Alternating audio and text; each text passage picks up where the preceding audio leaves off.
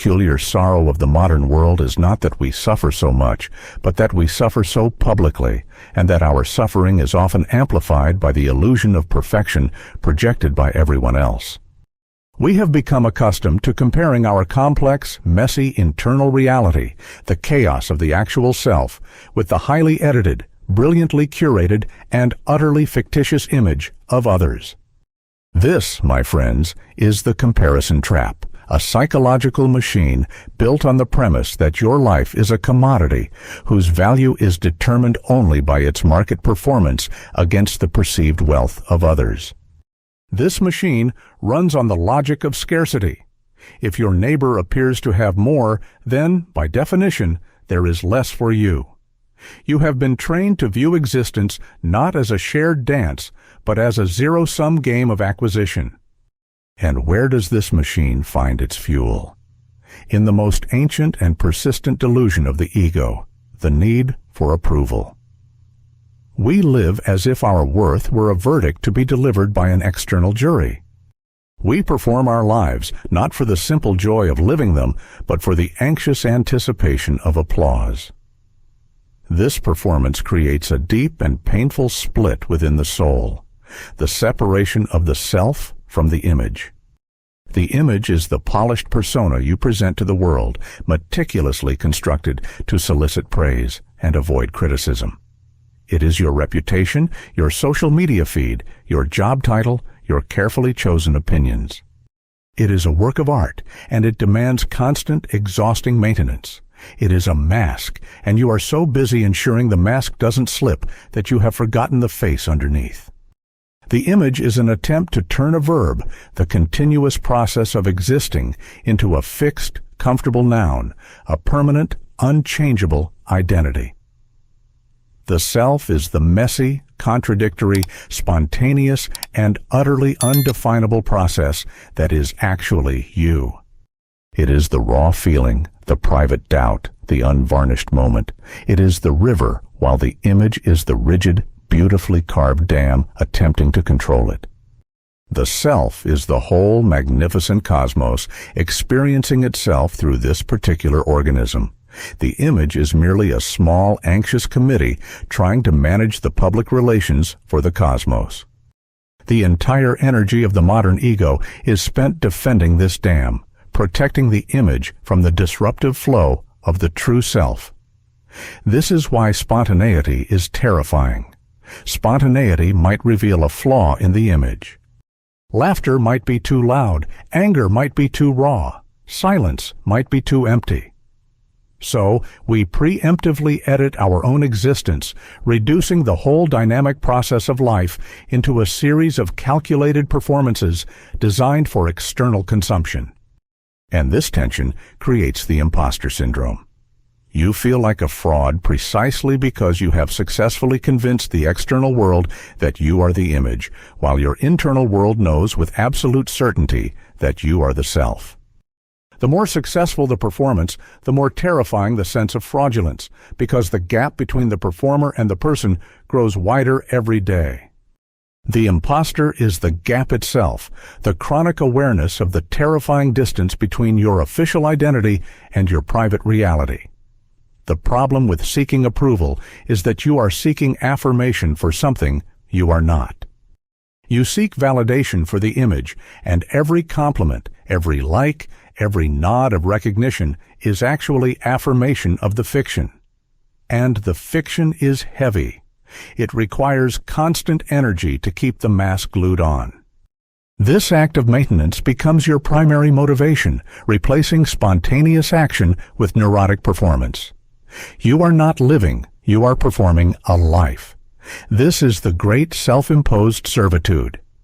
We exchange the glorious, terrifying freedom of being who we are for the suffocating, conditional security of being liked. You become a slave to the external gaze, controlled by the subtle threat of disapproval. If your self-worth is determined by the shifting opinions of the crowd, then you are, by definition, unstable. You are a ship with a rudder made of public opinion, tossed about by every change in the social weather. Consider the irony. You spend your life desperately trying to acquire the approval of people who are, themselves, equally desperate to acquire the approval of others. It is a vast, elaborate system of mutual hypnosis where everyone is trying to impress everyone else while no one is actually impressed. The entire edifice rests on a shared, silent delusion. The moment one person steps out of the trance, the whole illusion of authority collapses. The path to freedom begins with the irreversible loss of this external compass.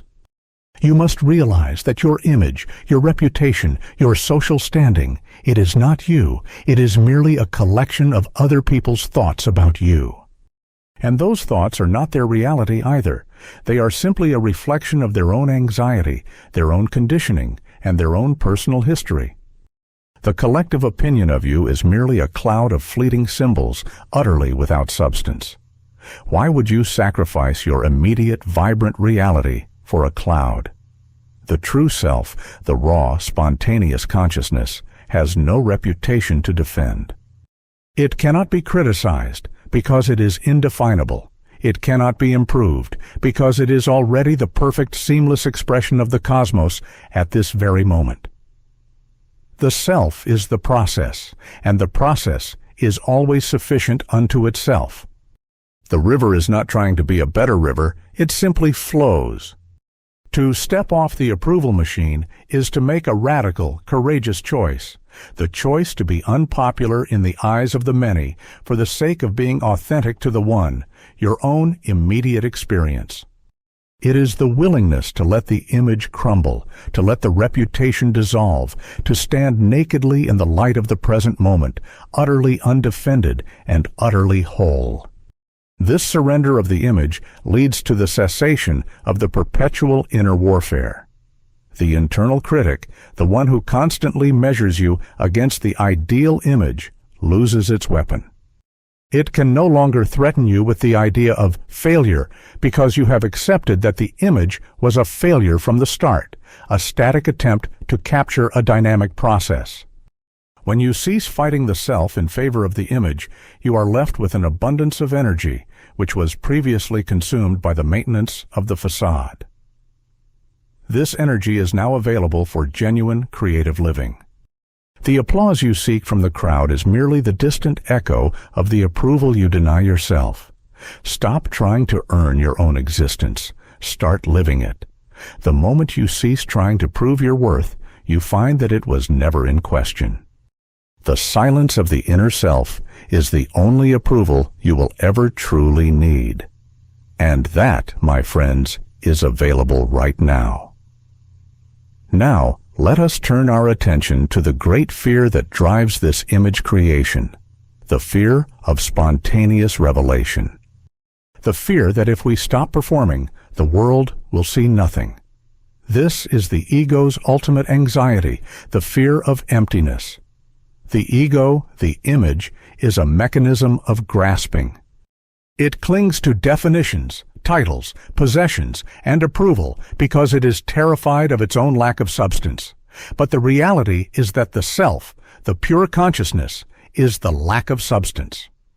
It is the vast open space in which all substance occurs. It is the canvas upon which the universe paints. When you surrender the image, you are not left with nothingness in the sense of a void. You are left with everythingness, the immediate, tingling, undivided reality of the cosmos experiencing itself through you. You are left with the silence that is richer than any sound, the emptiness that is fuller than any object. This is the liberation from the fear of being found out, because you realize there is no fixed, flawed thing to find out. There is only the continuous, perfect flow of life. The freedom from the approval machine means you are no longer dictated by the comparison trap's primary law, the law of more. The comparison trap always insists that what you have is insufficient and that true contentment lies just one achievement, one purchase, one accolade beyond your current grasp. It keeps you perpetually chasing a finish line that moves every time you take a step. But the awakened mind sees the utter futility of the law of more. You realize that contentment is not a quantity to be achieved, but a quality of relationship to the present moment. If you are content with the now, you are content with all of existence. If you reject the now, you reject everything. The difference between the striving ego and the spontaneous self is the difference between trying to force happiness and simply allowing joy. Joy, you see, is spontaneous. It is a natural overflow of existence. You cannot plan it. You cannot schedule it. You can only create the conditions for its appearance by ceasing your neurotic interference. By dropping the image, by surrendering the need for approval, you remove the psychological clutter that was blocking the natural light of joy. The final piece of the puzzle is the realization that this entire struggle, the imposter syndrome, the approval machine, the comparison trap, is a problem created entirely by language and convention. We are hypnotized by nouns. We treat self, image, reputation, and success as fixed, solid things that can be acquired, guarded, and measured. But these are merely arbitrary labels, useful for communication, but disastrous when mistaken for reality. You are not a noun.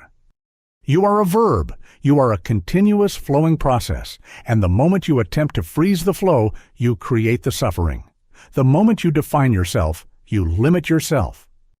The moment you insist on a fixed reputation, you become trapped in the past. The true self is the unsaid. It is the space between the words. It is the silence after the applause. It is the simple, undeniable fact that you are right now without conditions, without excuses, and without the need for external validation. To recover your soul from the approval machine is to recover your spontaneous, effortless genius. It is to live the life that is actually happening rather than the life you are desperately trying to perform. And in that profound surrender of the image, you discover that the true self, the cosmos that you are, was never for a single moment an imposter at all. It was merely playing a clever, anxious, and unnecessary game with itself. End the game, and the play begins.